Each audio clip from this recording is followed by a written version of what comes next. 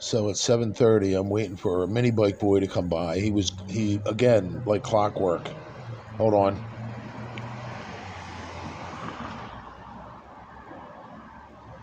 Make sure all the traffic goes by. Like clockwork. Every night the past 4 nights, 3:30 in the morning, he's going by. Last night he was a little late.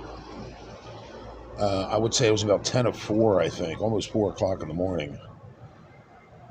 But he still made his rounds with his dirt bike, mini bike, whatever the fuck you want to call it. And likewise, usually he shows up right around now, 7:30 in the morning, 8 o'clock in the morning. He might be sleeping off a meth-induced, run, but we might not get him till afternoon.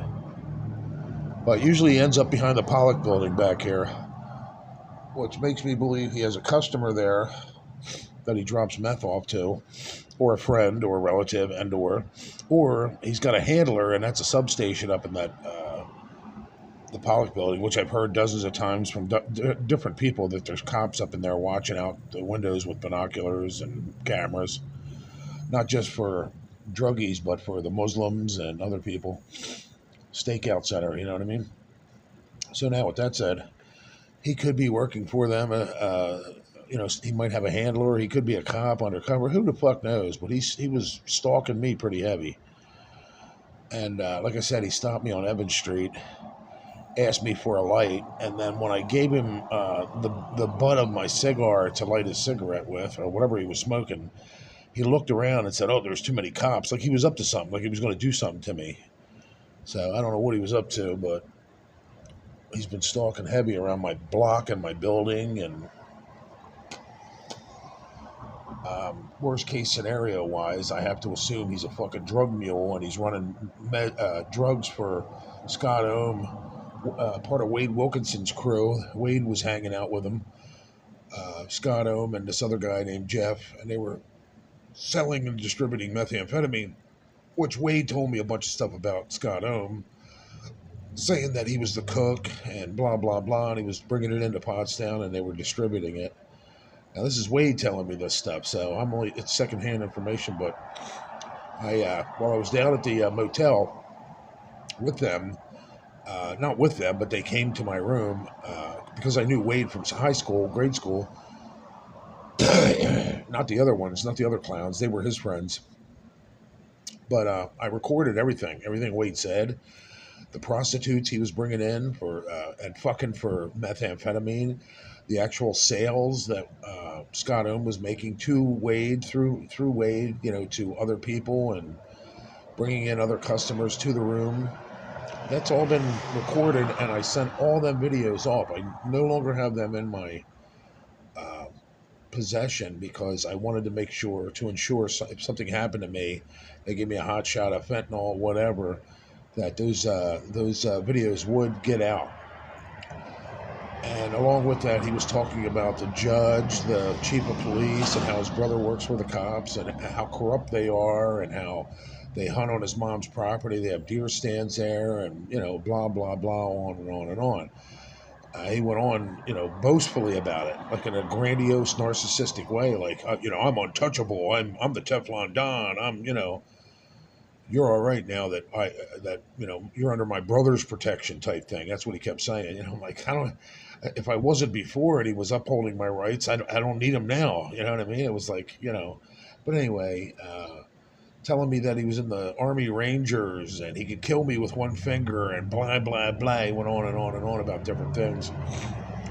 But most of it I captured on video here and at my apartment, and because he did follow me home at the motel room, as he was, throwing his clothes around the room like a 12-year-old, like he couldn't even fold his clothes, which is, definitely Army Ranger style. They teach you that in the Army, not to be, have no honor or integrity, and treat people with, respect. But as he was fucking the nastiest, dirtiest dumpster goblins you could ever imagine. Like he had AIDS and wanted to pass it on to him. I don't know. It was just nasty, the whole situation. So I did eventually throw him out of here, but which I can only hope he's dead, but which I doubt, because I think the devil uses people like him as much as he possibly can to, be an anchor, try to weigh you down, if he can't steal from you, rob you, or straight up con you, he will be an anchor and bring you down to his level. You know what I mean? One of those type pieces of shit. And thinks he's the smartest guy, the smartest con artist ever, that ever lived, walking the streets. And like I said, the guy didn't have enough fucking integrity to fold his own laundry. One of the biggest pigs. And of course, he wanted to live off you. Hey, I'll pay you back with interest. Yeah, the check's in the mail. So that's why me and him clashed. I wouldn't loan him my phone. I wouldn't give him any money. He couldn't get nothing out of me. So he was getting gradually frustrated and more frustrated. So he tried, the women. He thought I was going to stick my penis where he had his penis. And even if he didn't have his penis, like I said, they were dumpster trolls. I have too much Christianity left in me and standards. I have standards now. 30 years ago, when I had beer goggles on, I might have thought about it. 40 years ago, you know what I mean? But now, no.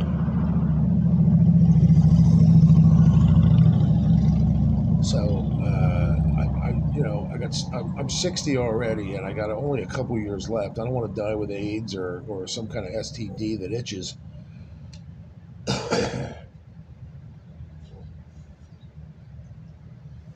So it's a scary thing. Even dating nowadays, you don't know what's, you know what I mean. If they have a vagina or a penis, you don't know where they've been. You know what I mean. If they're that much degenerate that they're going to change their sexuality, they're probably out there effing horses. You know what I mean? You don't know what they're into.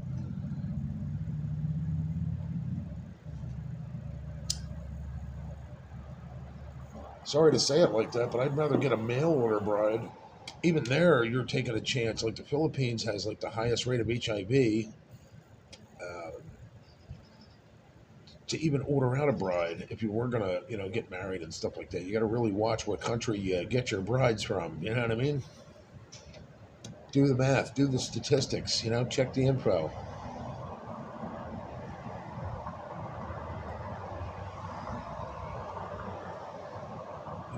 You got our soldiers stationed over there, laying up with these women. That's, a ship in every port. Yeah, but the port has fucking HIV running through it. So why would you even, you know what I mean, consider something like that? And then at 18, bring it home. I mean, with you. That's ridiculous.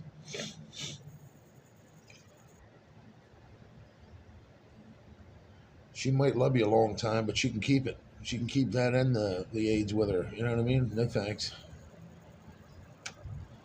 Anyway, getting back to, Wade. Um, yeah, he was on a run that looked like, I'm dying, so I got to live as much life as shortly as I can, and I'll take anybody down with me. That's the vibe I got off him. He kept telling me, oh, you got to live your life, John. There's nothing after this. There's no God. There's no heaven. There's no hell. Well, that's your opinion, buddy. You know what I mean? I believe in God. I believe in hell. I believe that what we do has a ripple effect. You know what I mean? What we sow, in other words, what we reap or sow, we shall reap. I'm not like you. Go away. That's what I kept telling him. Don't go away, man. Just go away. He didn't get the hint. So anyway, long story short, these are his buddies here that are like residual, you know what I mean, banana peels hanging off the tree or whatever you want to call it, because all these nuts hang in a bunch, all the meth heads, all the dope heads hang in a bunch. And that motel down there is bad news, and they're gonna get somebody killed, and I don't mean overdosed. I mean like they're running it like a gang, like it's a prison cell block. I know because I got a room down there for a week.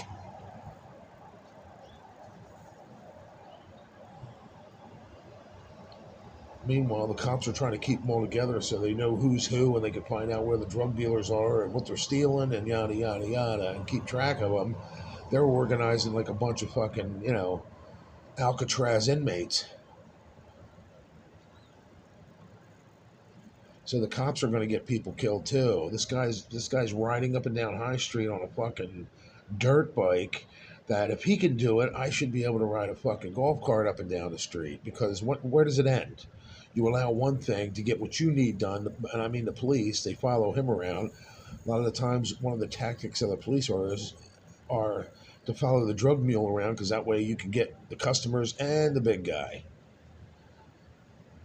the drug dealer. So that's one of their tactics they do. They've been doing that since late 80s, early 90s, maybe. And rightly so. I'm not knocking you from doing your job, and I'm not trying to step on nobody's toes, but get this motherfucker to leave me alone, unequivocally. Stop him and say, quit bothering John Whitehawk. That goes for anybody you try to get to bother John Whitehawk, including them fucking gutter snipes over across the street and all them whores that hang out here. Smoking meth down on the fucking sidewalk or crack or whatever they were smoking last night. You seen the bitch on the one video trying to light whatever she was trying to light over and over and over again. Like they're gonna tempt me with it. I don't do drugs, you know what I mean? And when I did even do drugs and I was hot and heavy into it, I was a weekend warrior. I partied on the weekends. So you're not gonna tempt me with meth or crack or heroin or fentanyl or anything. Pussy, you're not gonna get me out of my square to go, well, it's time for another run. No, that's not gonna happen. So Mr. Motorcycle or Mini Bike Boy better just fucking, you know what I mean? Just to give me a hot shot for Scott Ohm to cover his tracks. No, that's not going to happen, buddies. Or set me up with some girl trying to say, oh, he touched me on my hoo-hoo. No, that's not going to happen. They ain't coming in my house. And if they hang out in front of my house, I'm calling the cops. Plain and simple. And I'm going to expose them. I'm going to take videos of it and put it on the police website. So good luck with all that.